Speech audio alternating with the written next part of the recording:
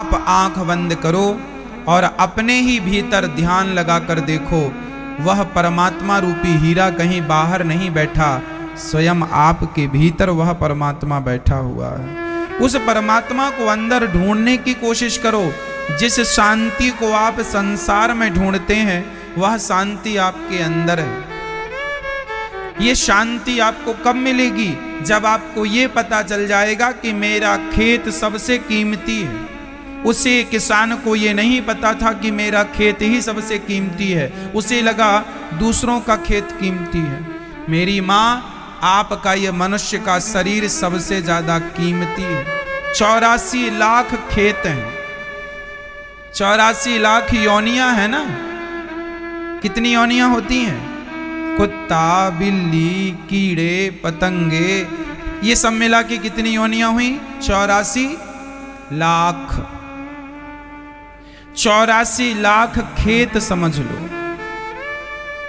तुम दूसरों के खेत को अच्छा कह रहे हो। आप कहते हो कोयल कितनी अच्छी है,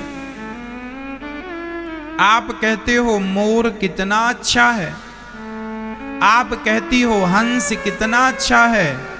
आपको हंस इसलिए अच्छा लगता है क्योंकि आपने अपने आप को कभी देखा ही नहीं। इस दुनिया में सबसे अच्छे आप हैं, लेकिन आप अपने आप को कभी देखते ही नहीं। आपको लगता है कोयल की आवाज अच्छी है, आपको लगता है मोर का पंख अच्छा है, आपको लगता है हंस का रंग अच्छा है। इसलिए आप दूसरों को देखते हैं क्योंकि आप कभी अपने आप को नहीं देखते। आपके जैसा अच्छा कोई नहीं है। हंस कितना भी अच्छा हो, वह भगवान की कथा नहीं कर सकता, नहीं सुन सकता।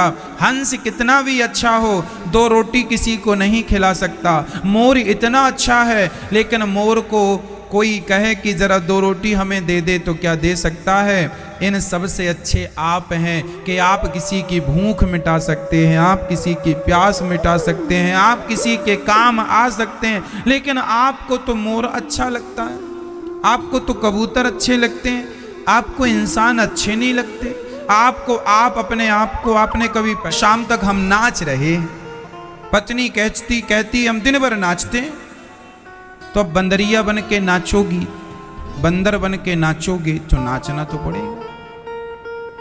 सच्ची कहूं मां, आप लोगों की आधे से ज्यादा उम्र इस बंदर के नाच में अर्थात चली गई व्यर्थ में। पत्नी में चली गई, पति में चली गई, पुत्र में चली गई। जो आयु थोड़ी बहुत बची तो पिता ने, परमात्मा ने भेजा था अच्छे अच्छे कर्मों के फल लेकर आना।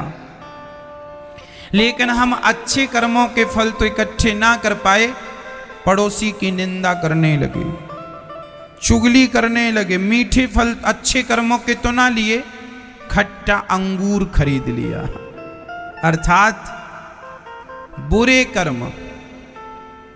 क्या कर लिया? हमें परमात्मा ने इस धरती में भेजा था, जाओ अच्छे काम करना, किसी का दिल ना दुखाना, झूठ ना बोलना, निंदा ना करना। लेकिन हम वही कर रहे हैं जो नहीं करना चाहिए था। हम झूठ भी बोल रहे हैं, निंदा तो खूब भरपूर चल रही है। आज के आदमी के पास बहुत फुर्सत है, बस बुराई करा लो, पड़ोसन की, पड़ोसी की, कमियां दिखवा लो। यहाँ क्या कमी है, इसमें क्या कमी है, इसमें क्या गलती है, ये दिखवा लो बस। सारी जिंदगी आदमी उल्टे काम करता है, तो जो फल लेने आया वो मिला नहीं, दूसरे फल लेके, बुरे कर्मों के फल लेके गया। भगवान ने कहा चल 100 रुपए का हिसाब दे। प्रभु मैं आम तो नहीं लाया, अच्छे कर्मों का फल नहीं लाया, खट्टे खट्टे अंगूर ले आया हूं। भगवान ने कहा मैंने तुझे ये लेने भेजा था, 100 रुपए मैंने तुझे अंगूर के लिए नहीं दिए थे, मैंने 100 रुपए तुझे किस लिए दिए थे? आम खरीदने के लिए। मतलब 100 साल की उम्र परमात्मा ने तुम्हें दी अच्छे अच्छे कर्म करने के लिए। माँ बाप की सेवा करो, अतिथि की सेवा करो, सत्य के रास्ते पर चलो। पर हम लोग अपनी माँ को घर से निकाल देते हैं, कुत्तों को घर में रख लेते हैं।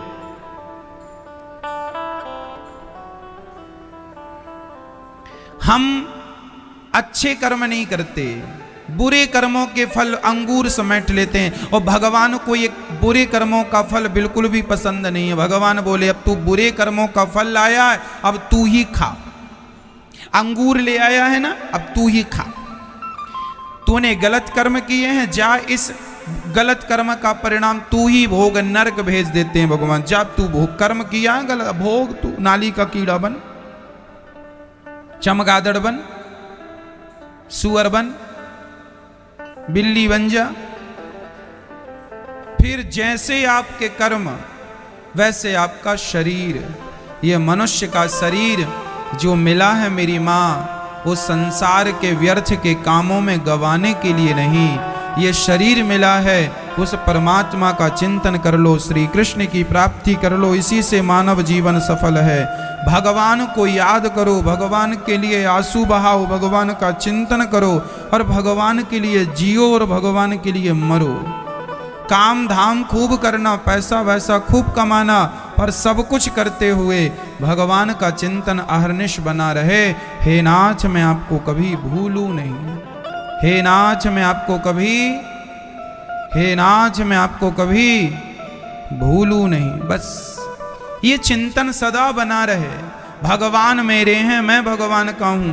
बस सारे काम करो जिंदगी में अच्छे, पर सब कुछ करते हुए अपने कृष्ण को, अपने प्रियतम को, अपनी प्रियतमा अर्थात हमारी किशोरी जू राधा रानी और श्याम सुंदर का स्मरण बना रहे।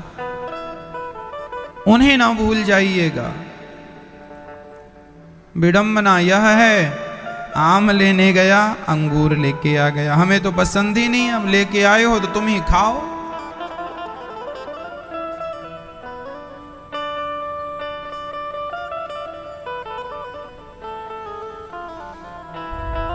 देख लो आप अपने जीवन में, आप अपने आप को आम लेने में अपने समय को लगा रहे हैं या अंगूर लेने में।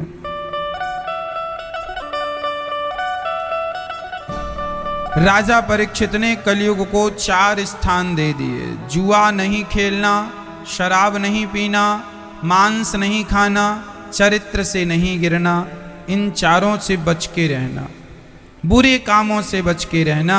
राजा परीक्षित ने 4 स्थान, 5वां सोना दे दिया। जो हम पाप की कमाई का धन खाते हैं ना मैया, उसमें भी कलयुग होता है।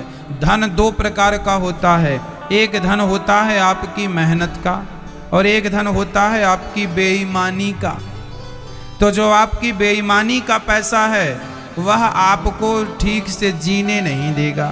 बेईमानी का पैसा घर में आ जाए तो वह कलह करवाता, आपका पत्नी से झगड़ा कराएगा, आपका माँ बाप से झगड़ा कराएगा। अच्छा, झगड़े की जड़ पैसा ही तो है, बोलो हाँ या ना। झगड़े की जड़ क्या है? जो पैसा गलत ढंग से कमाया जाएगा वह पैसा तो झगड़े की जड़ बन जाएगा, पर जो पैसा ईमानदारी मेहनत से कमाया जाएगा वह पैसा आपको और आपके परिवार को शांति प्रदान करेगा। वह पैसा, उस पैसे में भगवान का वास है जो मेहनत से कमाया जाता है।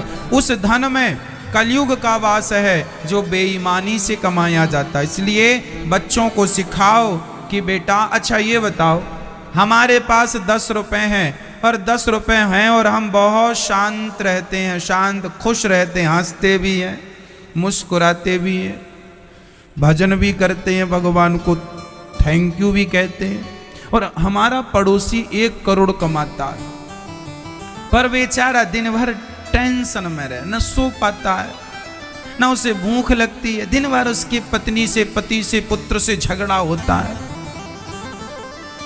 नींद की गोली खाने पर भी नींद नहीं है।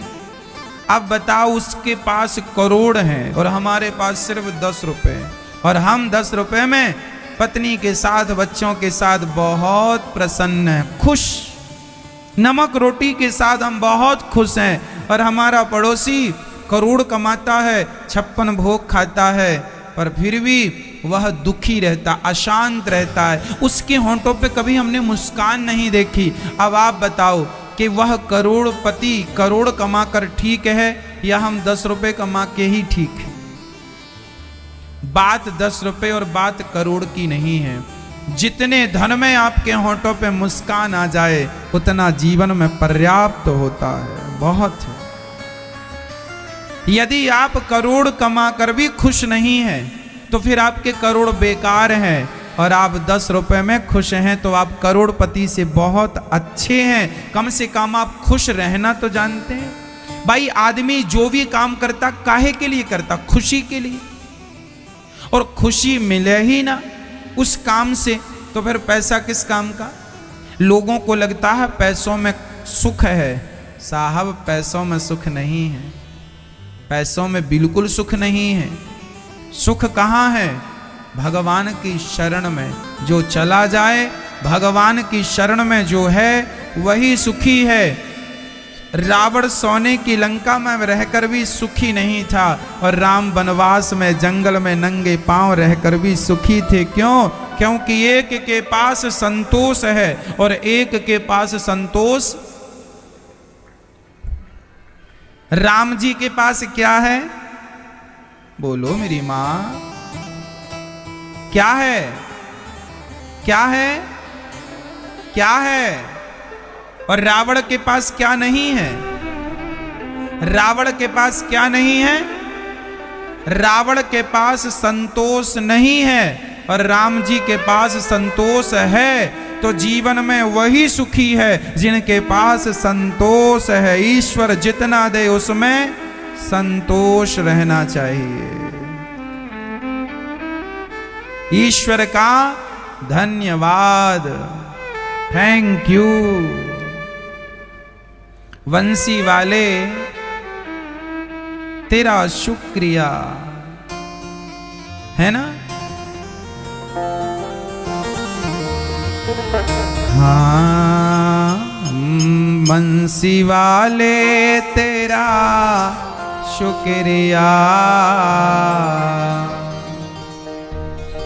तूने जीवन में सब कुछ दिया। मैया बोलो हे कन्हैया, बोलो हे कन्हैया।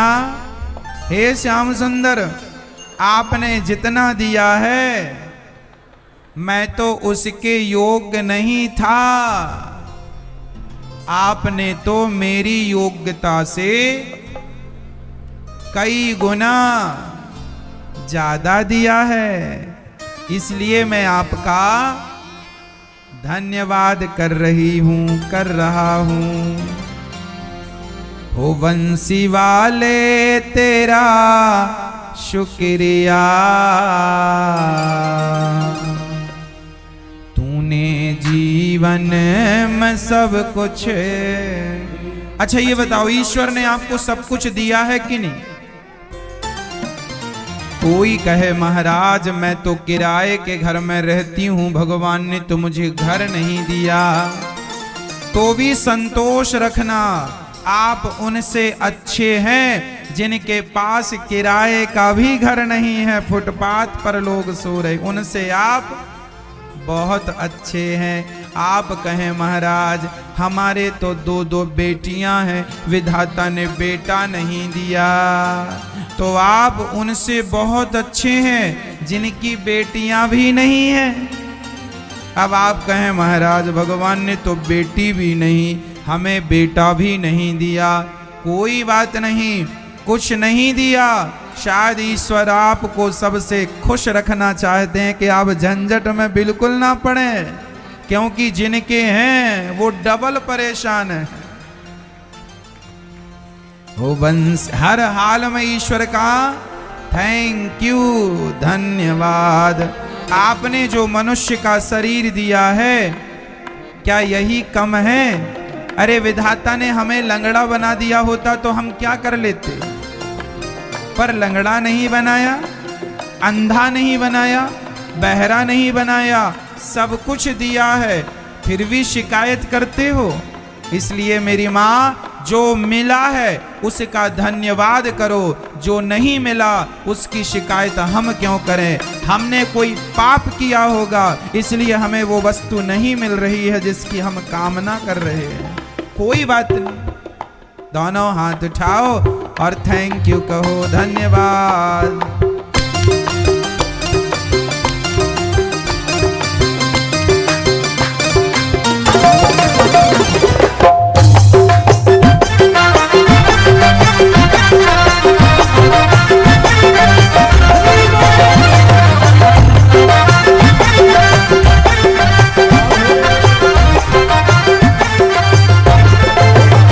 बंसी वाले तेरा शुक्रिया, बंसी वाले तेरा शुक्रिया, मुरली वाले तेरा शुक्रिया, मुरली वाले तेरा शुक्रिया।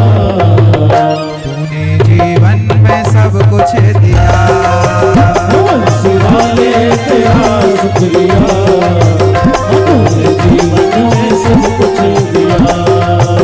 शुक्रिया शुक्रिया शुक्रिया, ओ शुक्रिया शुक्रिया शुक्रिया, शुक्रिया शुक्रिया शुक्रिया, ओ शुक्रिया शुक्रिया शुक्रिया। बंसी वाले मुरली वाले, मुरली वाले तेरा शुक्रिया, मुरली वाले तेरा शुक्रिया। तूने जीवन में सब कुछ दिया, बंसी वाले तेरा शुक्रिया, तूने जीवन में सब कुछ दिया।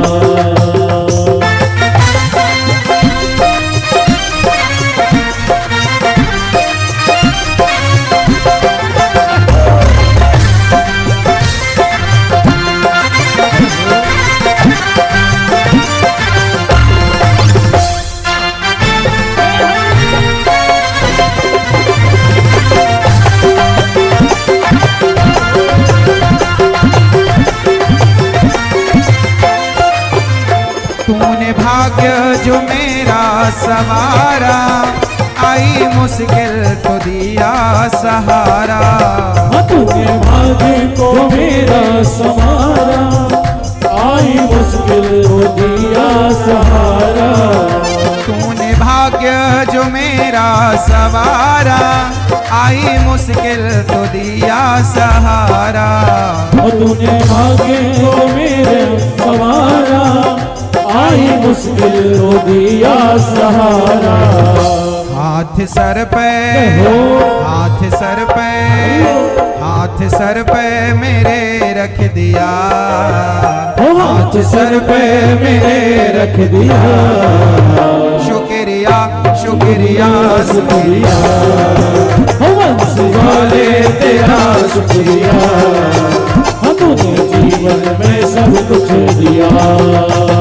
बंसी वाले तेरा शुक्रिया, तूने जीवन में सब कुछ दिया।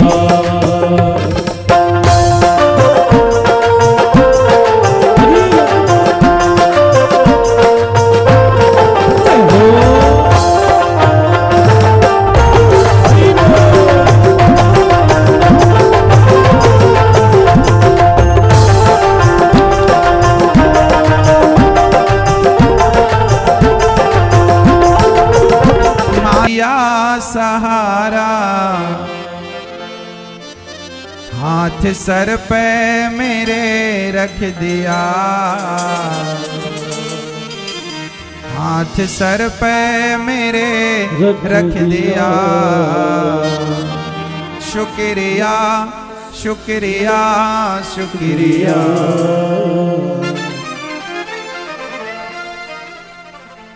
परमात्मा ने जो दिया है वह बहुत है। क्या हम इसके भी योग्य थे जो हमें ईश्वर ने दिया है? हाँ, कम नहीं है मैया। जो प्राप्त है, बोलो मेरे संग, जो प्राप्त है उसे ही पर्याप्त समझिए, प्राप्त को ही पर्याप्त मान लो। ईश्वर की कृपा का अनुभव करो और हर हाल में प्रसन्न रहो। प्राप्त को पर्याप्त समझकर हमें हर हाल में प्रसन्न रहना है। इच्छाएं तो फिर बड़े बड़े राजा महाराजाओं की पूरी ना हो सकी। याद रख सिकंदर के हौसले तो आली थे, जब गया जमी से तो दोनों हाथ खाली थे। फिर कितना जोड़ोगे? इसलिए सुबह भी खुश रहा करो, दोपहर में भी खुश रहा करो, शाम के भी खुश रहा करो। कल फिर खुश रहना। जरा नुकसान हो गया है, कोई बात नहीं, भरपाई हो जाएगी। और तुम्हारे रोने से भरपाई हो जाए तो फिर रो बैठ के। क्या रोना ही समस्या का समाधान है?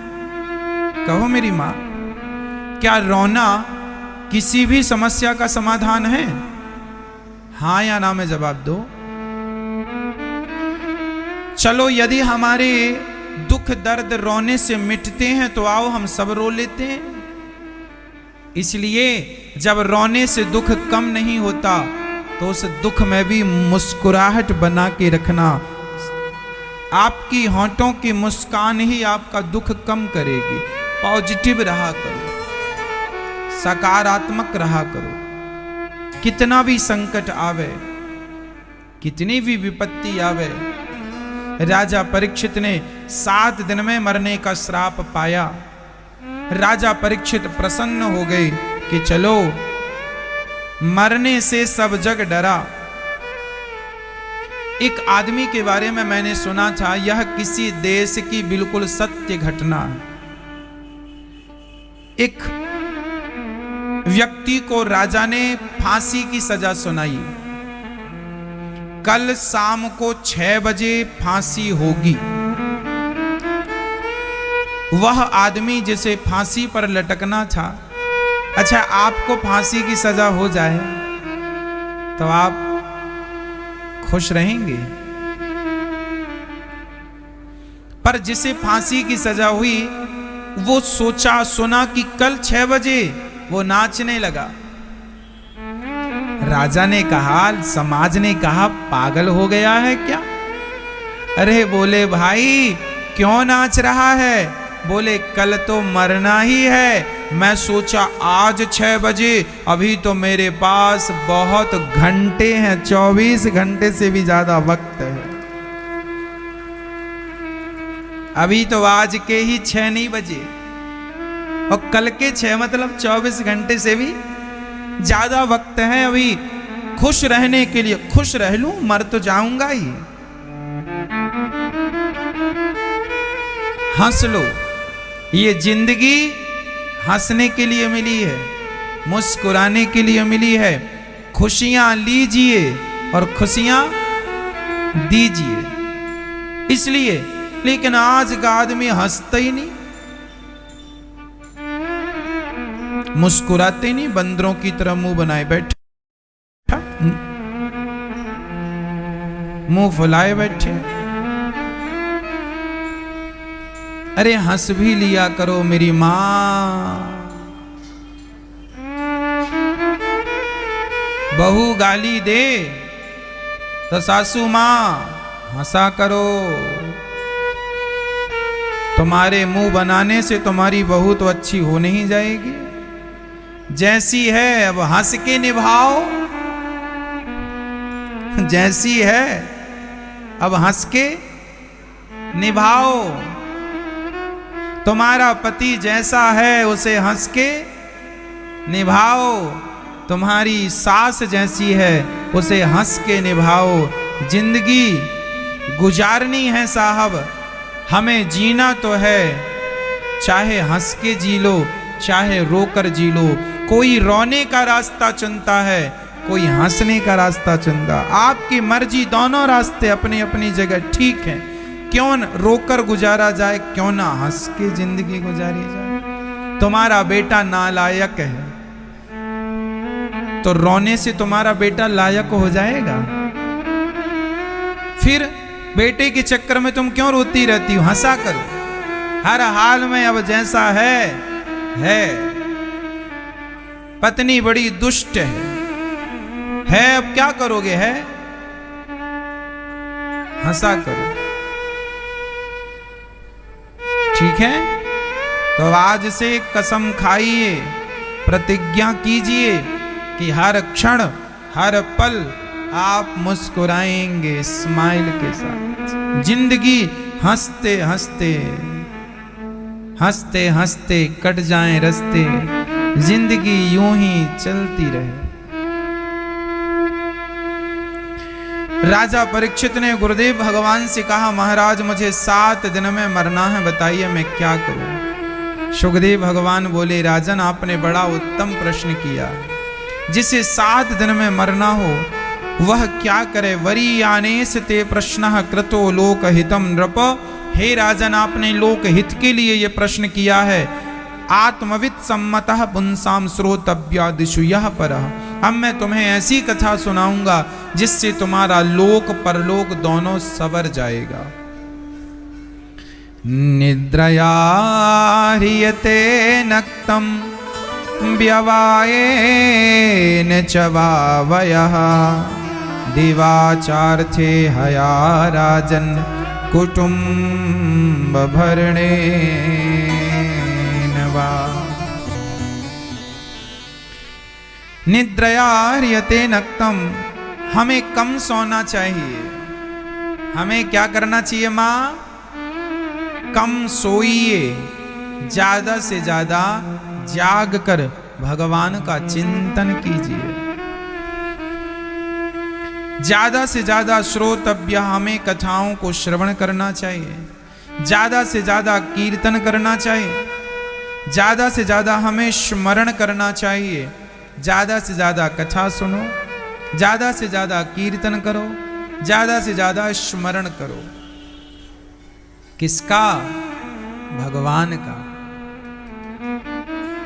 ज्यादा हमें संग्रह नहीं करना चाहिए। आज आदमी जोड़ने में लगा है। आप लोग परेशान क्यों हैं? क्योंकि आप तिजोरियां भरने में लगे हैं। आपको कल की चिंता थोड़ी है। आपको कल की चिंता नहीं है, आपको 2070 की चिंता सता रही है। मेरे मरने के बाद मेरे बच्चे क्या खाएंगे, ये चिंता आपको सता रही, इसलिए आप लोग परेशान हैं। अरे 2021 में जियो, मेरी माँ 22 आएगा तो भी जी लेंगे। और बच्चों के लिए इतना टेंशन लेने की जरूरत नहीं है ना? बच्चों को अपने हाथ पांव में खड़ा कर दो, अर्थात उन्हें पढ़ा लिखा दो, टैलेंट दे दो, उनकी चिंता छोड़ दो, वो कमाएं और अपना खाएं। धन के चक्कर में आपकी शांति भंग हो रही है। पैसा कमाना चाहिए, पैसा कमाना बुरा नहीं है, पर उतना ही कमाओ जितने धन में शांति बनी रहे। जरूरत से ज्यादा पैसा आ गया, शांति भंग हो गई, क्या मिला?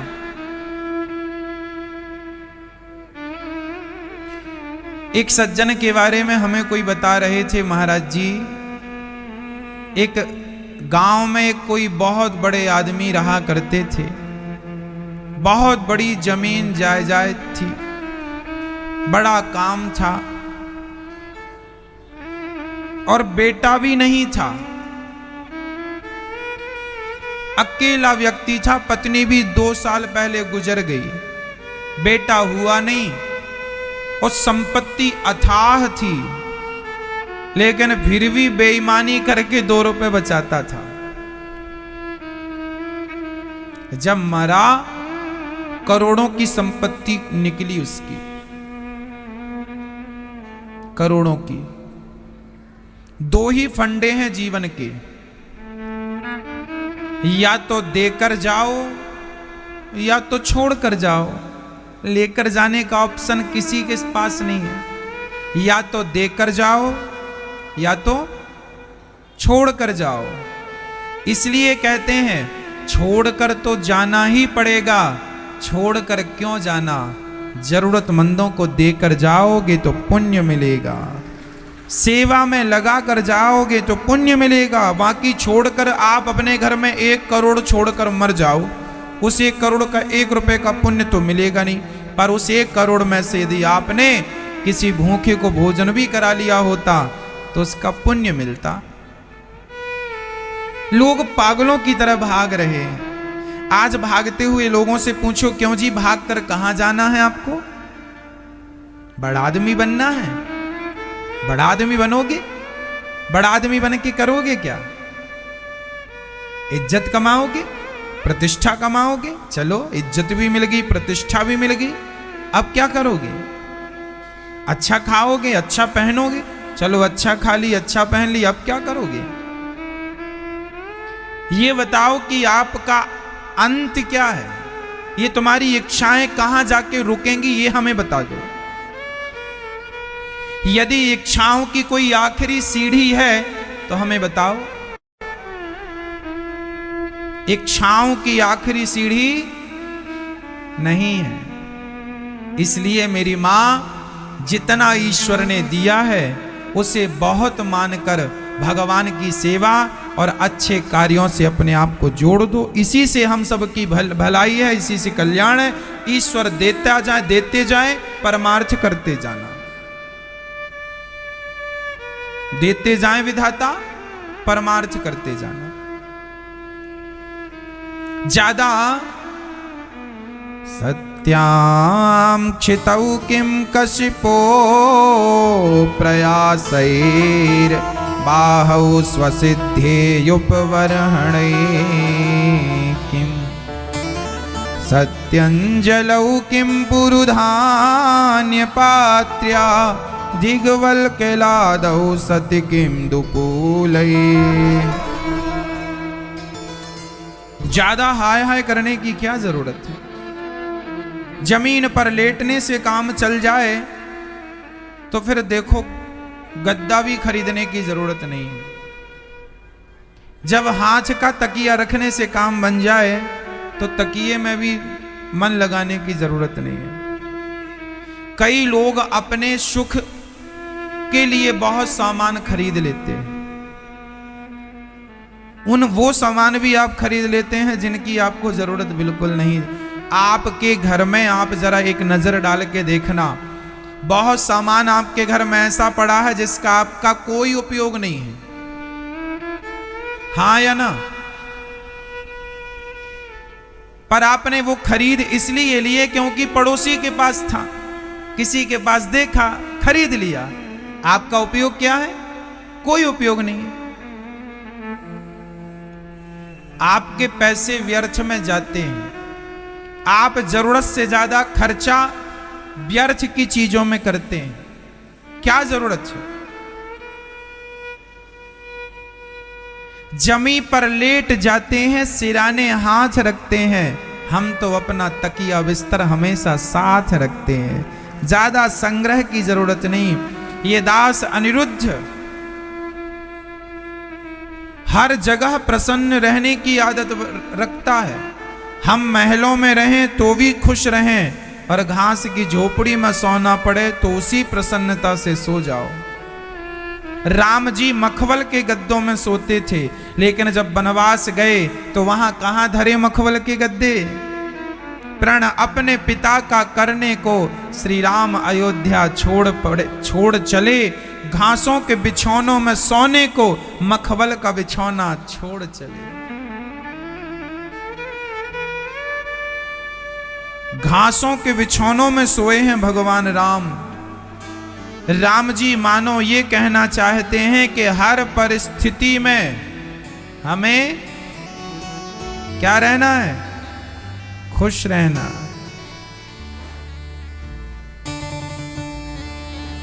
चाहे हम मखमल के गद्दों में सोए तो भी खुश रहो, और घास के बिस्तर पे सोए तो भी खुश रहो।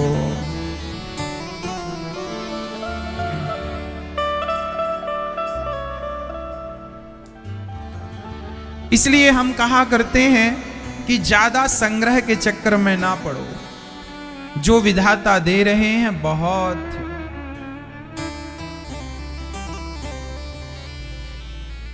राजा परीक्षित से सुखदेव भगवान कहते हैं, सुनो, जिसे जो चाहिए वह उस देवी और देवता की उपासना करे, पर अंत में अकामः सर्व कामो व मोक्ष कामा उदारधि तीव्रेण भक्ति योगेन।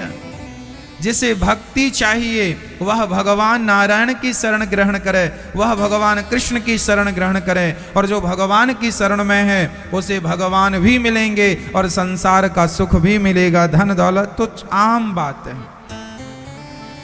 आपको पैसे चाहिए ना, आप भगवान की भक्ति शुरू कर दीजिए, इतना मिलेगा कि आप संभाल ना पाओगे। लेकिन आज का आदमी भगवान की तरफ चलता ही नहीं है। बस महाराज धन मिल जाए, धन मिल जाए, धन। यदि धन मिल भी गया भगवान के बिना, अच्छा लक्ष्मी जी का वाहन क्या है बताओ? उल्लू। लक्ष्मी जी का वाहन क्या है? लक्ष्मी जी को कोई अलग से अकेले बुलाए तो लक्ष्मी जी अपने साधन में आती हैं उल्लू में चढ़कर। यदि कोई अकेली लक्ष्मी मां को बुलाएगा तो वो उल्लू में चढ़कर आएंगी, महीने 2 महीने में उल्लू बना के चली जाएंगी। इसलिए अकेली लक्ष्मी को ना बुलाना। जो लक्ष्मी अपने पति नारायण के साथ आती हैं वह उल्लू में चढ़कर नहीं, वह गरुड़ पर चढ़कर आती हैं। और जो वो लक्ष्मी आती हैं वह आती हैं सदा के लिए आपको अपना बेटा बनाकर रह जाती हैं, वह फिर जाती नहीं है। इसलिए लक्ष्मी जी के पीछे ना भागो, नारायण के पीछे भागो तो लक्ष्मी फिर पीछे पीछे चलेंगी। और आप नारायण को, अब आप एक काम करो, अपने पड़ोसी के घर जाना और उसकी पत्नी से कहना, सुनो कल निमंत्रण तुम्हारा है, तुम अकेली आना, अपने पति को ना लाना। तो क्या कोई पत्नी अकेली आएगी? समझदार होगी तो नहीं आएगी, 2 कौड़ी की होगी तो भले दौड़े आए। कहो जी, कोई आदमी कहे पड़ोसी के घर से, सुनो तुम अकेली आना, तो बताओ कोई समझदार स्त्री जाएगी? कहो मैया, नहीं ना। अकेली स्त्री को कोई बुलाएगा? नहीं जाएगी। पर कोई पति का निमंत्रण करे, भाई साहब आपका निमंत्रण कर हमारे घर हलवा पूड़ी खाने आना, तो फिर आप भी बोल देंगी क्यों जी उनको बुला रहे हैं, हम कोई दुश्मन है आपके? और कोई ना भी बुलाए आपको तो आप पति के संग पीछे चली जाएंगी। आप जा रहे हैं हम भी चलेंगे, हमारा धांगनी है। हाँ या ना? अकेली लक्ष्मी को कोई बुलाए तो ना लक्ष्मी मिले ना नारायण मिले, और कोई नारायण को बुलाए तो नारायण के संग तो माता लक्ष्मी आएंगी ही आएंगी। इसलिए नारायण को बुलाइए, अकेली लक्ष्मी को बुलाएंगे उल्लू पर आएंगी। हाँ, इसलिए सुदामा भगवान कृष्ण के दर्शन करने गए, तो जब भगवान को पाया तो भगवान जब सुदामा को मिले तो अकेले भगवान नहीं मिले मां, भगवान के साथ लक्ष्मी मां भी मिल गई, ढेर सारा धन मिला। हाँ या ना? इसलिए अकेले नारायण की पूजा नहीं, अकेले लक्ष्मी की पूजा नहीं, नारायण सहित लक्ष्मी की पूजा। लक्ष्मी नारायण की पूजा, राम सीता दोनों की उपासना, सीता राम राधे श्याम दोनों युगल नाम। अकेले लक्ष्मी भी हमारे लिए ठीक नहीं और अकेले नारायण भी ठीक नहीं, दोनों आवे लक्ष्मी नारायण। इसलिए हम लोग युगल उपासना करते हैं। युगल मतलब दोनों, लक्ष्मी नारायण साथ में, सीताराम साथ में, राधे श्याम साथ में, अकेले नहीं। अकेले तो फिर हानिकारक है लक्ष्मी जी। अच्छा, जब भगवान सुखदेव जी राजा परीक्षित को सृष्टि क्रम सुनाने लगे, स्तुति करने लगे, नमः परस्मै पुरुषाय भूयसे सदुद्भवस्थान निरोध लीलया गृहीत शक्ति तृतया यदेहिना मंतर भवाया नुपलक्ष्य वर्तमने। सुखदेव भगवान ने परम पुरुष परमात्मा की उपासना की, उनके चरण कमलों को प्रणाम किया जो संसार की उत्पत्ति स्थिति और प्रलय की लीला करते हैं। जब भगवान नारायण ने अपनी नाभि से कमल को उत्पन्न किया, कमल में ब्रह्मा जी प्रकट हुए। ब्रह्मा जी ने चारों वेदों का ज्ञान पाया। ब्रह्मा जी ने कहा प्रभु मैं क्या करूं? भगवान ने कहा सृष्टि करो। अच्छा मैं सृष्टि करूंगा, कहीं मैं अहंकारी हो गया तो? अच्छा अहंकार कब आता है? अहंकार तब आता है मैया, बिच्छू को पकड़ के यदि उसका डंक तोड़ दिया जाए तो फिर बिच्छू नुकसानदायक नहीं है। बिच्छू के पीछे ना एक नुकीला सा कांटे की तरह डंक होता, वो डंक यदि कोई तोड़ दे, काट दे, उसके बाद तो बिच्छू बिल्कुल बढ़िया है, घर में आप रखो, जेब में रखो। सांप का जहरीला दांत तोड़ दो, फिर गले में लपटा के घूमो, कोई दिक्कत नहीं है। हाँ या ना? उसी तरह आपको अहंकार जहां से आता है, सांप के जहरीले दांत तोड़ दिया जाए बढ़िया, उसी प्रकार आपके अंदर भी जो अहंकार के जहरीले दांत हैं ये भी जल्दी से तोड़ दो, ये आपके लिए हानिकारक है। सांप के दांत तो दूसरों के लिए हानिकारक है, पर ये अहंकार आपके लिए हानिकारक है। रावण की लंका जल गई, बर्बाद हो गया रावण। क्यों? जरूरत से ज्यादा अहंकारी हो गया था। अहंकार आपको आ रहा है, उल्टी गिनतियां चालू कर दो। उसी दिन से, जिस दिन से आपको फर्स्ट अहंकार, मैं कुछ हूं, ये एटीट्यूड, मैं ये हूं, मैं वो, मैं फला हूं, उल्टी गिनती 100, 99, 98, 97, 96, उल्टी गिनती चालू। इसलिए ये गलती ना करना। अच्छा अहंकार ना आए ऐसी दवाई मैं आपको दे सकता हूं, कहो तो दे दूं। मैया, ओ मैया, आपको दे दूं ऐसी दवाई? आज मैं आपको दूंगा मेरी मां, कि आपको कभी अहंकार ही नहीं आएगा। अहंकार क्यों आता है, पहले हमें इस पर विचार करना चाहिए। अहंकार इसलिए आता है, अहंकार तब आता है जब हम अपने आप को कर्ता मान लेते हैं। मैं करता हूं, मैं कर्ता मान लूंगा, मैं अपने बच्चों का पालन कर रहा हूं, ये अहंकार आएगा। मैं अपने आप को क्या समझ रहा हूं? क्या? एक सज्जन से हमने पूछा, क्यों जी आप कितनों का पेट भरते हैं? बोले महाराज जी हम 10 लोगों का पेट भरते हैं, 10 लोगों का। हमने कहा अच्छा तुम मर जाओगे तो ये 10 लोग भी तुम्हारे साथ जल के मर जाएंगे चिता में? नहीं महाराज, वो क्यों मरेंगे?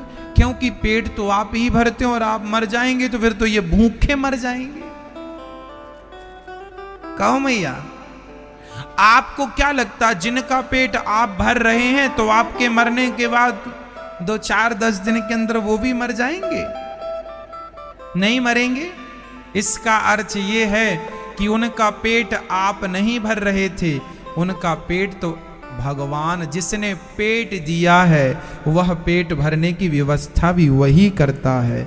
वो हमें और आपको निमित्त बना देता है, ये सही है, पर हम अहंकार करने लग जाएं कि हम पेट भर रहे हैं किसी का, ये हमारी सबसे बड़ी मूर्खता है।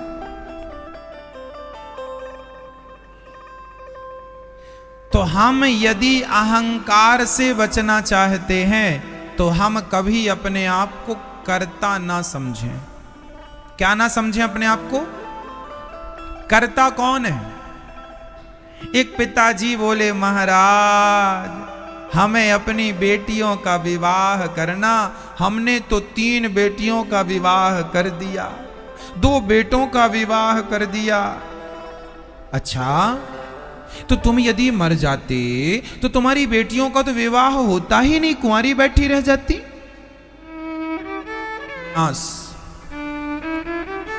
50 साल तक तो गृहस्थ में रहो, 50 साल के बाद जब आपकी आयु 50 पार कर जाए, उसके बाद धीरे धीरे, हम ये नहीं कहते कि आज ही, धीरे धीरे, अभ्यासेन तु कौन्तेय, अभ्यास से धीरे धीरे अपने मन को धीरे धीरे सबसे हटाओ। 50 हो गए, 55 साल हो, चलो हमने 60 दिया आपको, 60 साल तक ठीक है, घर में अच्छे से रहो, फिर धीरे धीरे सबसे मन हटाओ और भगवान का चिंतन किया करो, ज्यादा सत्संग किया करो, संतों की सेवा किया करो, ब्राह्मणों की सेवा किया करो, तीर्थों का भ्रमण किया करो, थोड़ा तीर्थ यात्रा पे निकलो,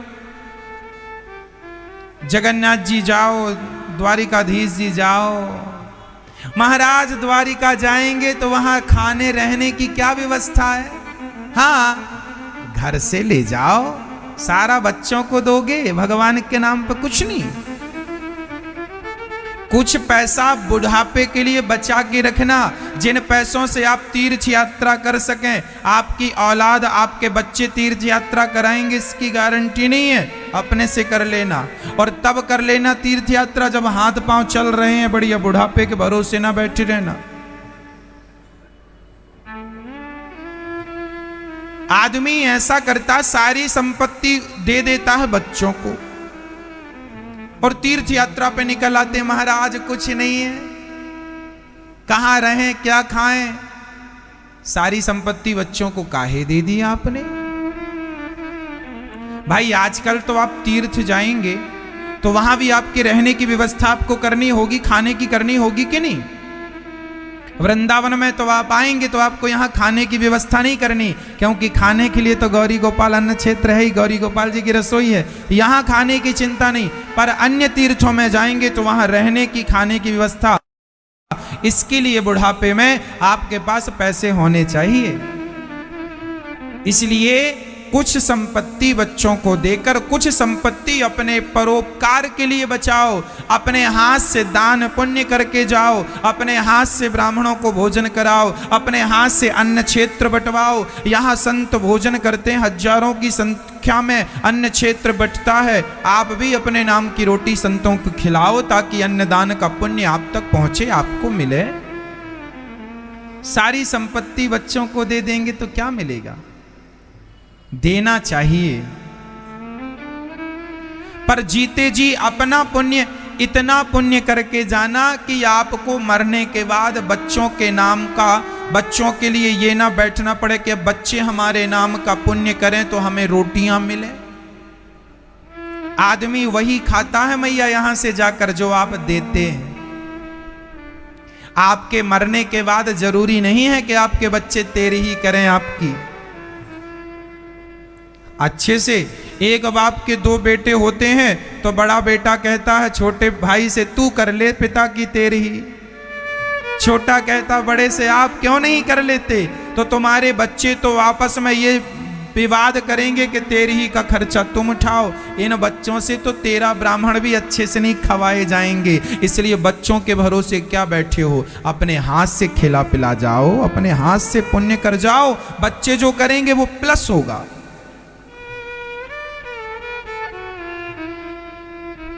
कम से कम तेरा ब्राह्मण तो आपके नाम के खा लें, वही तो तेरी ही है। पर उसमें भी बच्चों को लगता है बहुत खर्चा लगता है। 13 आदमी को खवाना उनको खर्चा लगता है। इसलिए अपने हाथ से तुम्हारे मरने के बाद तुम्हारे बच्चे गौदान करेंगे, ऐसी गाय दान करेंगे जाती जाती मर जाएगी बुढ़ी। इसलिए अपने हाथ से गौदान करके जाओ, अपने पुण्य को अपने हाथ से। हम बच्चों के भरोसे ना बैठे, बच्चे करें अच्छा है, आपके बच्चे बहुत अच्छे करें वो प्लस है, आप अपने लिए पुण्य करते जाओ ताकि आपको अपने मोक्ष के लिए किसी का मुंह ताकना ना पड़े कि बेटा करे तो मेरा मोक्ष हो। अपने मोक्ष का साधन अपने हाथ से कर लो। पुण्य जितना कर सकते हो वो आपका धन है। बैंक में लोग 1 लाख रुपए की एफडी बना के आपने रख दी, 1 लाख रुपए की आपने एफडी बना दी तो वह आपके काम आएगी।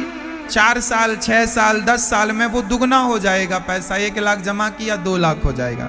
एफडी कर दी, 1 लाख जमा करके बैंक में भूल गए, वह आपके भविष्य में पैसा काम आता है। उसी प्रकार यहाँ जो दान पुण्य करते हैं वह वहाँ काम आता है, यहाँ से जाने के बाद वही काम आएगा जो आप यहाँ अन्य क्षेत्र बंटवाएंगे, वृद्ध माओं की सेवा में सपोर्ट करेंगे, जो आप यहाँ भूखे को भोजन कराएंगे। इसलिए वृंदावन में कोई भी आ जाए, देखो अभी मैंने बताया ना कि आज लोग तीर्थ यात्रा करने आते हैं, कई लोग ऐसे होते हैं उनके खाने की भी व्यवस्था नहीं होती, गरीब लोग। इसलिए ये दास अनिरुद्ध ने गौरी गोपाल जी की रसोई भगवान की प्रेरणा से शुरू की ताकि यहाँ कोई भी आवे, यहाँ सबको भरपेट भोजन मिलना चाहिए। रहने की व्यवस्था तो आप अपने से कहीं ना कहीं कर ही लेंगे, भोजन यहाँ मिल जाएगा। प्रिय भक्तों, बहुत जल्दी हम सोच रहे हैं कि एक ऐसी धर्मशाला यहाँ बने जहाँ पर जो लोग आते हैं 2 दिन 4 दिन के लिए उनको रहने की भी यहाँ व्यवस्था फ्री कराई जाए। इसके लिए एक धर्मशाला बनवाने का भी विचार है। यहाँ भोजन भी मिले और तीर्थ यात्रा करने वालों को ठिकाना रहने का भी स्थान मिले। सब प्रकार की सेवा हमसे जो बन पड़ेगा, जो बन पड़ रहा है, हम तो कर ही रहे हैं। आप कभी भी आए वृंदावन, भोजन जरूर करने गौरी गोपाल जी की रसोई में आए। अर्थ यही हुआ कि आप लोगों को भोजन कराना अर्थात ईश्वर को भोजन कराने जैसा है। इसलिए आप भी अपनी ओर से 1 दिन की गौरी गोपाल जी की रसोई अपनी ओर से बंटवा सकते हैं ताकि आपके नाम की रोटियां हजारों भक्त ग्रहण कर लेंगे, तो ये आप के खाते में पुण्य जाएगा। संत सेवा, यहाँ हजारों की संख्या में संत भोजन लेते हैं, वह भजन करने वाले संत होते हैं। आप अपने पूर्वजों के नाम से जब इन संतों को भोजन कराएंगे तो निश्चित मुझे विश्वास है कि वो आपके पूर्वज, आपके पितर जरूर तृप्त होंगे इन संतों की सेवा से, इन संतों को दिए भोजन से। इसलिए करदम जी कहते हैं अपनी पत्नी से, सुनो मैं जा रहा हूं, गृहस्थ जीवन पूरा हो गया। माता देवहूति ने कहा कि एक पुत्र दीजिए। करदम जी रुके हैं और माता देवहूति के गर्भ से साक्षात नारायण भगवान कपिल देव जी के रूप में प्रकट होते हैं। बोलिए कपिल देव भगवान की। कपिल देव जी प्रकट हुए और उन्होंने करदम जी उसी क्षण घर से चले गए बच्चे को देखकर। अब बच्चा हो गया है, मेरी जिम्मेदारी पूरी, अब मैं चलूं। जिम्मेदारियां पूरी हो जाएं तो फिर घर पे रहकर भगवान में मन लगाओ। कहीं भी रहो, मुद्दा ये नहीं है कि आप रहते कहाँ हैं, मुद्दा ये है कि आपका मन कहाँ रहता है, भगवान में या संसार में। आपका शरीर गांव में है, शहर में है, खेत में है, कहीं भी हो, शरीर से कोई लेना देना नहीं। मन कहाँ है? पूर्ण रूप से अपने मन को बुढ़ापे में भगवान से जोड़ दीजिएगा और देखो काम धंधे तो कभी पूरे नहीं होने वाले, अपने आप को भगवान के हवाले कर दो। यही मानव जीवन की सार्थकता है। जवान बच्चों को खूब काम करना चाहिए। तुम्हारी उम्र पैसा कमाने की है, सफल बनाने की है, खूब सफल हो जाओ। पर 60 साल की आयु में अब आप 70 साल की आयु में पैसा कमाए, शोभनीय नहीं है। आप यदि कमाते हैं तो फिर उसको कमाई का 80% परोपकार करना शुरू कर दीजिए, फिर तो आपका सब सफल है। और आप 80 साल की आयु में भी अपने बच्चों के लिए कमा रहे हैं तो आपका बहुत बड़ा नुकसान है। अब तो बच्चे कमाएंगे ना, तुम क्यों बुढ़ापा अपना बिगाड़ रहे हो? भगवान की शरण में कब आओगे? कब भगवान का नाम जपोगे? यूं ही मर जाओगे बेटा बेटा करते करते, कोई काम नहीं आएगा। ये बच्चे बच्चे सब जला के आ जाएंगे तुम्हारे को। हां, इसलिए जमाने की मोह ममता में ना उलझना मेरी माँ। ये संसार में जो माया है ना ईश्वर की, यह मोह ममता ही माया है। सब उलझे पड़े हैं, सब बेटा बेटी नाती पोता से।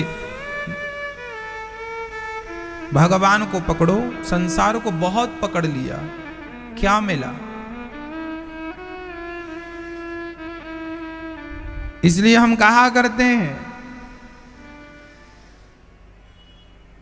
कि कहना हमारा मान लो, नहीं तो मान मेरा कहना, नहीं तो पछताएगा। ये मिट्टी का खिलौना मिट्टी में मिल जाएगा। ये मिट्टी की काया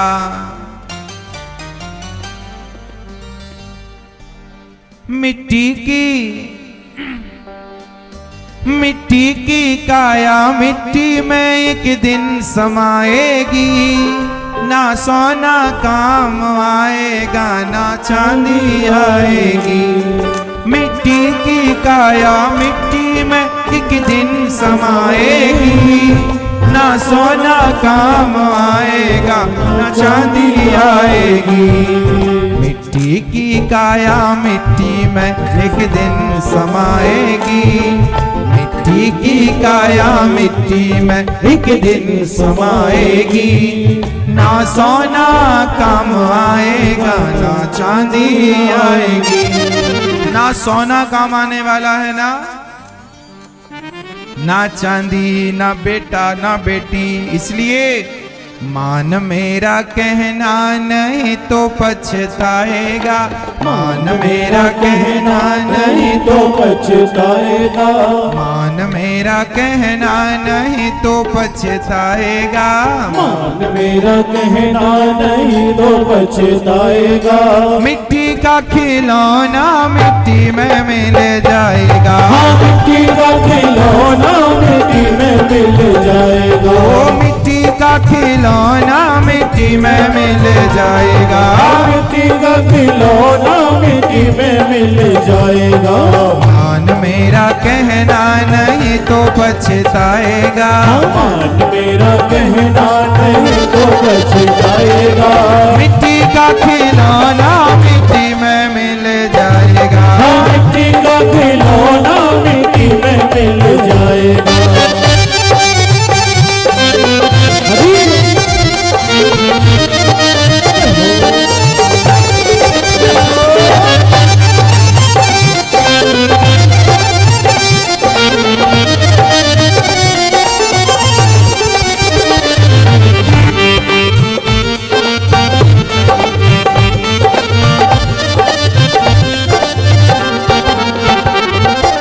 बेटा बेटा क्या करता है? बेटा बेटा क्या करता है? ओ मैया, बेटा बेटा बहुत करती हो ना, ये काम आने वाले नहीं है। ये सब शमशान तक आपका साथ देंगे, जला के चले आएंगे। आगे की यात्रा आपको अकेले करनी है और आगे की यात्रा में आपका पुण्य आपके काम आएगा। बेटा बेटा क्या करता है? बेटा बेटा क्या करता है? बेटा तेरा एक दिन पड़ोसी, बेटा तेरा एक दिन पड़ोसी बन जाएगा, बेटा तेरा एक दिन पड़ोसी बन जाएगा। मिट्टी का खिलौना मिट्टी में मिल जाएगा, मिट्टी का खिलौना मिट्टी में मिल जाएगा। ओ मान मेरा कहना नहीं तो पछताएगा, मान मेरा कहना नहीं तो पछताएगा। मिट्टी का खिलौना मिट्टी में मिल जाएगा, मिट्टी का खिलौना मिट्टी में मिल जाएगा।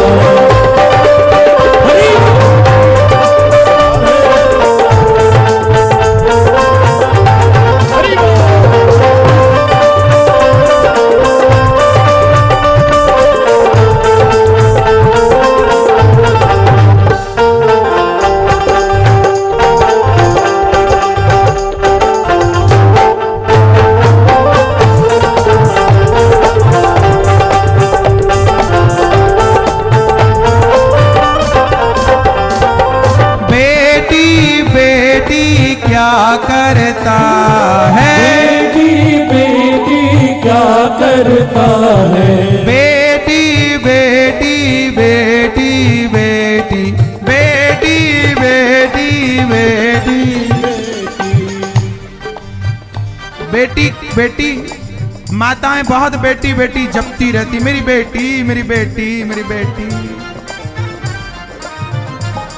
ना बेटा ही काम आएगा ना बेटी ही काम आएगी, ये बेटी आएंगी तुम्हारे शरीर से लिपट कर रोएंगी और अंत में तुम्हारा शरीर जाएगा शमशान में जल जाएगा। बेटी और बेटा ये सब रोने के काम आएंगे आखिरी में। बेटी बेटी क्या करता है, बेटी बेटी क्या करता है। बेटी तेरी एक दिन, बेटी तेरी एक दिन जमाई ले जाएगा, बेटी तेरी एक दिन जमाई ले जाएगा। बेटी तेरी एक दिन जमाई ले जाएगा, बेटी तेरी एक दिन जमाई ले जाएगा। मिट्टी का खिलौना मिट्टी में मिल जाएगा, मिट्टी का खिलौना मिट्टी में मिल जाएगा। ओ मान मेरा कहना नहीं तो पछताएगा, मान मेरा कहना नहीं तो पछताएगा। मिट्टी का खिलौना मिट्टी में मिल जाएगा, मिट्टी का खिलौना मिट्टी में मिल जाएगा।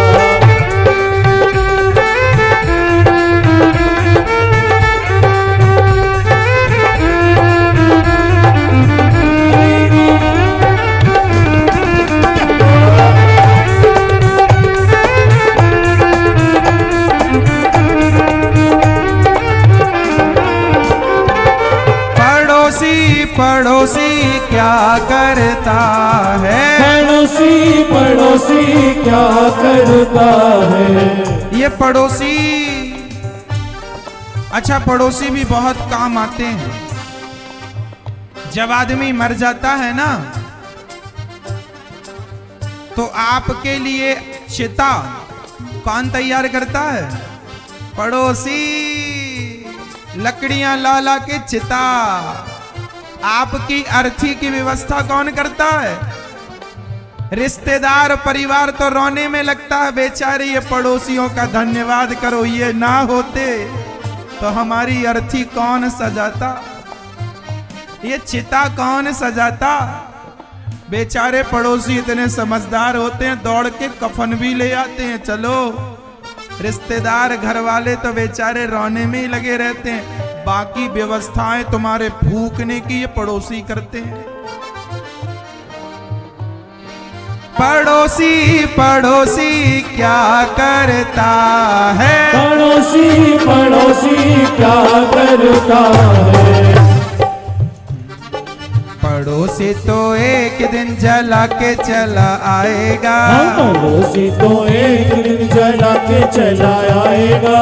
पड़ोसी तो एक दिन जला के चला आएगा, पड़ोसी तो एक दिन जला के चला आएगा। मिट्टी का खिलौना मिट्टी में मिल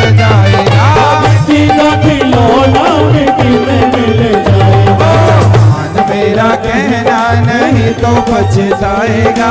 मान मेरा कहना नहीं तो पछताएगा। मिट्टी का खिलौना मिट्टी में मिल जाएगा। मिट्टी का खिलौना मिट्टी में मिल जाएगा। धन दौलत तेरे कोठी बंगले, दौलत तेरे कोठी बंगले, इनसे ममता छोड़ दे पगले। इनसे ममता छोड़ दे पगले। सब कुछ तेरा यहीं पर रह जाएगा। सब कुछ तेरा यहीं पे रह जाएगा। मिट्टी का खिलौना मिट्टी में मिल जाएगा। मिट्टी का खिलौना मिट्टी में मिल जाएगा। मिट्टी का खिलौना मिट्टी में मिल जाएगा। मिट्टी का खिलौना मिट्टी में मिल जाएगा। ओ मिट्टी का खिलौना मिट्टी में मिल जाएगा। मिट्टी का खिलौना मिट्टी में मिल जाएगा। मिट्टी का खिलौना मिट्टी में मिल जाएगा।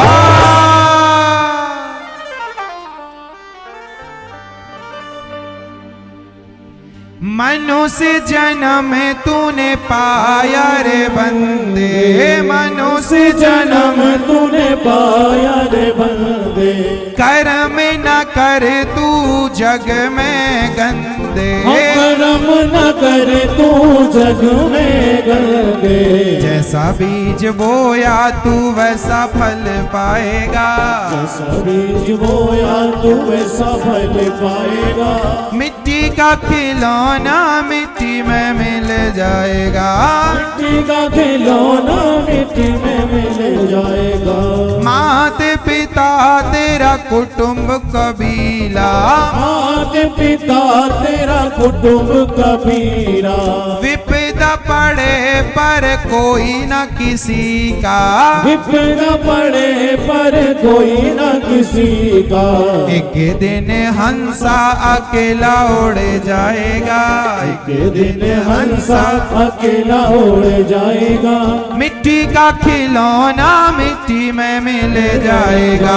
मिट्टी का खिलौना मिट्टी में मिल जाएगा। मिट्टी का खिलौना मिट्टी में मिल जाएगा। मान मेरा कहना नहीं तो पछताएगा। ये मिट्टी का खिलौना मिट्टी में मिल जाएगा। बताओ हमारे काम कौन आएगा? कौन आएगा? मेरी माँ, मैया जी।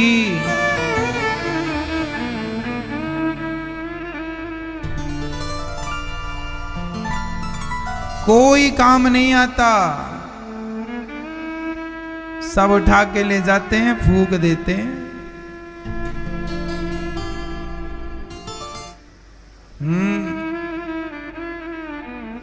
और आपके मरने के बाद आपको ये लग रहा हो महाराज जी हमारे मरने के बाद शायद सूर्य भगवान ही उदय ना हो।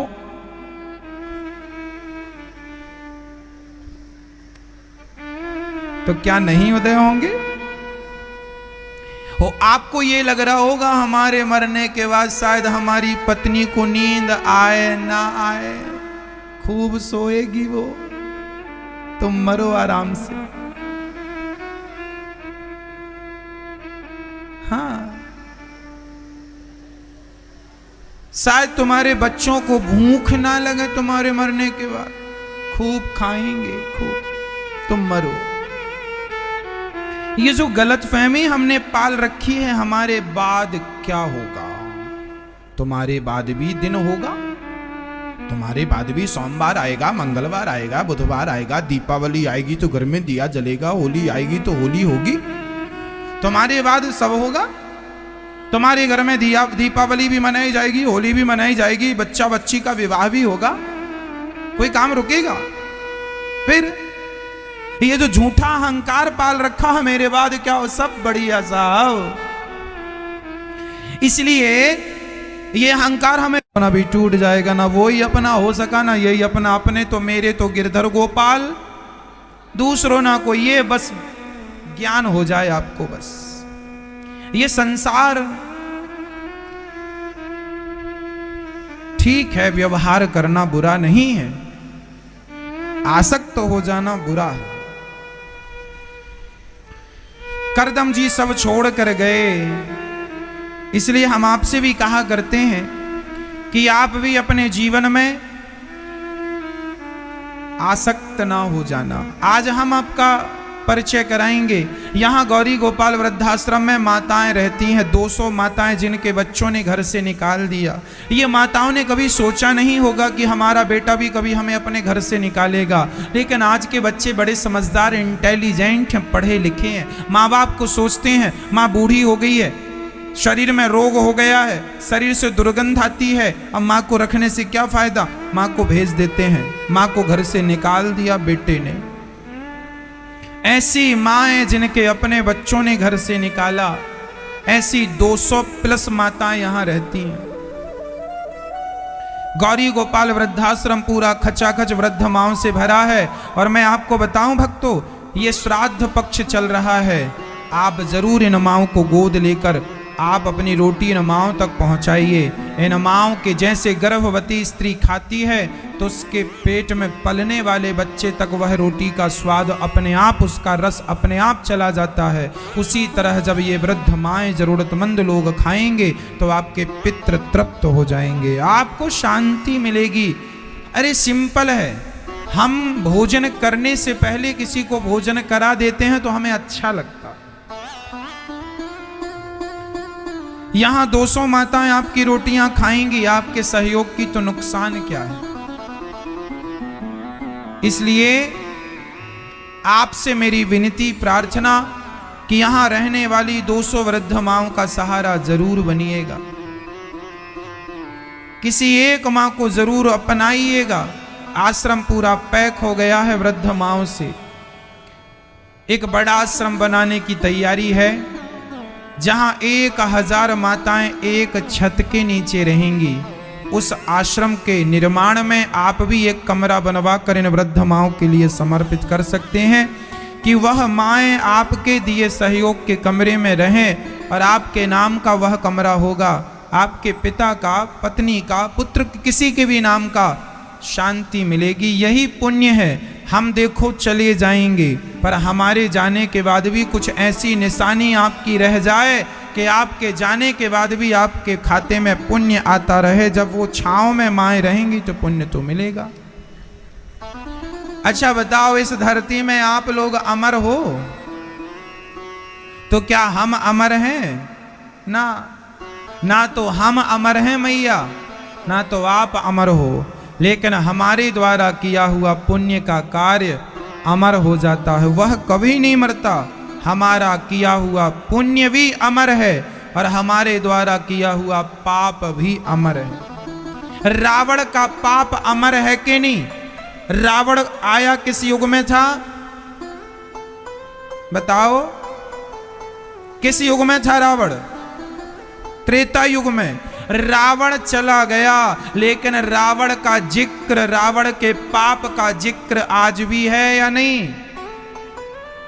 ना तो आदमी मर जाता है मैया, मैं और आप सब मर जाएंगे, लेकिन मेरा पाप और मेरा पुण्य दोनों नहीं मरेंगे।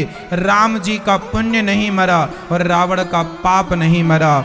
बस जीवन में पाप ना करना, ये पुण्य के कार्य है। कर जाना, ये कभी नष्ट नहीं होगा। किया हुआ पुण्य कभी मरता नहीं है। इसलिए एक कमरा बनवा के इन वृद्ध माओं के नाम आप इस पितृपक्ष में अपने पूर्वजों के निमित्त समर्पित कर सकते हैं। जिस पिता ने आपको, पूर्वजों ने आपको इतना कुछ दिया, उनके लिए आप ये कर सकते हैं। ये नहीं तो एक कमरे का सहयोग कर सकते हैं, एक कमरे की छत का सहयोग कर सकते हैं। आपकी छांव में, आपकी छत में माएँ रहेंगी। और ये भी नहीं तो एक वृद्ध माँ को जीवन भर रोटी देने का संकल्प, एक वृद्ध माँ को गोद लेने का संकल्प जरूर कीजिए, ताकि आपकी रोटी ये वृद्ध माएँ खा सकें और आप तक आशीर्वाद पहुँच सके। आज हम आपका परिचय एक माँ से कराएंगे, जिस माँ को शायद आप सभी, हम सभी के आश्रय की, सहारे की जरूरत है। मैया कहाँ से आई हैं आप मैया? दिल्ली से। कितने बच्चे हैं मैया जी आपके? बच्चा नहीं है मेरे को। बेटा बेटी? एक बेटा खत्म हो गया, बेटी खत्म हो गई, पति भी खत्म हो गया। एक बेटा था, बेटी भी थी, बेटी भी खत्म हो गई, बेटा भी खत्म हो गया, पति भी नहीं रहे। अब मैया का कोई सहारा नहीं है, इसलिए मैया यहाँ आई हैं। अब बताओ, वे सहारों का सहारा बन जाना ये पुण्य है या नहीं? हाँ या ना? इसलिए ईश्वर ने यदि किसी का सहारा बनने के लायक बनाया है तो जरूर सहारा बनिए। आप किसी के सहारा बनेंगे तो विधाता आपके सहारा बनेंगे। ईश्वर आपका साथ कभी नहीं छोड़ेंगे। इसलिए आधा घंटा घर में, आधा घंटा एक्स्ट्रा काम किया करो, फैक्ट्री, दुकान, बिजनेस, आधा घंटा ज़्यादा काम किया करो, ये सोच के कि आपकी एक वृद्ध माँ वृंदावन में वृद्धाश्रम, गौरी गोपाल वृद्धाश्रम में रहती हैं और आपको ही इन माँओं के लिए रोटी जुटाना है, आपको ही इन माँओं की सेवा करनी है, आपको ही इन माँओं का सहारा बनना है। मैया अब आप चिंता ना कीजिए। आपका एक बेटा यदि ईश्वर के पास चला गया है तो एक बेटे को ईश्वर ने अभी आपके सामने बिठा रखा है। एक बेटा आपका ये है। ये दास अनिरुद्ध आपका बेटा बन के आपकी सेवा का संकल्प लेता है और आपकी सेवा करेगा, आपकी आंखों में कभी आंसू नहीं आने देगा। यह मेरा पूरा प्रयास रहेगा। इन बेसहारा माँओं का सहारा बन जाना भक्तों। ईश्वर ने यदि आपको धन से संपन्न बनाया है तो जरूर किसी एक माँ का दामन पकड़ लेना, किसी एक माँ की उंगली थाम लेना, किसी एक माँ का सहारा बन जाना। यहां पर केवल माँओं की नहीं भक्तों, यहाँ संत सेवा, सुबह अन्न क्षेत्र बढ़ता है, हजारों की संख्या में साधु संत रोज भोजन करते हैं। फुटपाथ पे पड़े हुए साधु संत भोजन करते हैं। जिनका भगवान के सिवा कोई आसरा नहीं, ऐसे संत लोगों को रोटी की व्यवस्था कौन करता? ये साधु संतों को यहाँ सभी संतों को साथ सम्मान, गौरी गोपाल अन्न क्षेत्र में सभी संतों को भोजन की व्यवस्था कराई जाती है। आप भी इन संतों की सेवा से अपने आप को जोड़ के मात्र एक दिन का अन्न क्षेत्र आप अपने बच्चों के नाम का, अपने नाम का, अपने पूर्वजों के नाम का, श्राद्ध पक्ष चल रहे हैं, पितृ पक्ष चल रहे हैं, आप भी गौरी गोपाल अन्न क्षेत्र में एक दिन की अन्न सेवा कर सकते हैं, ताकि एक छोटे से सहयोग से लगभग 3000 संत यहाँ रोज भोजन करते हैं। आपकी वह सेवा 3000 संतों तक पहुँचेगी और 3000 लोग तृप्त होंगे आपकी एक सेवा से। इनकी तृप्ति से आपके पूर्वजों की तृप्ति है। और यहाँ हजारों की संख्या में ये संत रोज भोजन करते हैं। अच्छा, आप लोगों ने जो भक्त आप यहाँ बैठे हैं, आप बताइए, यहाँ संत सेवा सुबह सुबह 8 बजे से होती है या नहीं? हम झूठ तो नहीं कहते टीवी पर। कौन कौन इसका गवाह है? किस किस ने देखा अपनी आंखों से? जरा हाथ उठाओ। आप सबने अपनी आंखों से देखा है? हम टीवी पर कोई भी बात झूठ तो नहीं कहते मैया। जो कहते हैं वो सब आपने यहाँ पाया कि नहीं? सब देखा आपने? मैं ये दास अनिरुद्ध अपनी क्षमता के अनुसार जो अच्छे से अच्छा बन पड़ता है आप लोगों की सेवा करता हूं। अन्य क्षेत्र यहाँ चलता है, हजारों की संख्या में संत भोजन करते हैं। आप भी, यदि आपको यकीन ना हो, आप भी ना आकर के अपने नेत्रों से, आंखों से देखकर विश्वास कीजिएगा। रोज ये आज की सेवा है। रोज यहाँ संतों को खीर, पूड़ी, सब्जी, दाल, चावल, रोटी और इमरती, ये अभी रोज प्रसाद चल रहा है। आप रोज देख रहे हैं, खीर प्रसाद रोज रहता है, रोटी रोज रहती है, सब्जी रोज रहती है, दाल रोज, चावल रोज। एकादशी के दिन फलाहार का सामान, व्रत का सामान रहता भोजन। बस कुल मिला के मैं तो ये मानता हूं कि जितने लोगों को मैं खिला दूंगा, भोजन करा के तृप्त कर दूंगा, बस वही मेरी भक्ति है, वही मेरी, यही मेरा धर्म है। आपकी सेवा करना मेरा धर्म है। आज मैं माँओं की सेवा करने गया तो एक माँ ने कहा, बेटा रोज रोज तुम पाँव क्यों दबाते हो, रोज रोज चरण क्यों पकड़ते हो? तब मैंने कहा, माँ मुझे विधाता ने आपके चरणों की सेवा के लिए भेजा है और मेरा धर्म ही आपके चरणों की सेवा करना है। मैं अपने धर्म का पालन नहीं करूंगा तो फिर क्या करूंगा? मेरा धर्म है इन माँओं की सेवा करना। मेरा धर्म है आपके लिए भोजन बनाना, भोजन कराना, मेरा धर्म है सवेरे से शाम तक आपको भोजन कराना, मेरा धर्म है आपको कथा सुनाना, बस यही इतना ही मेरा धर्म है। अब आपका क्या धर्म है वो आप देख लो, मेरा तो इतना ही धर्म है। मेरी माएँ, वृद्ध माएँ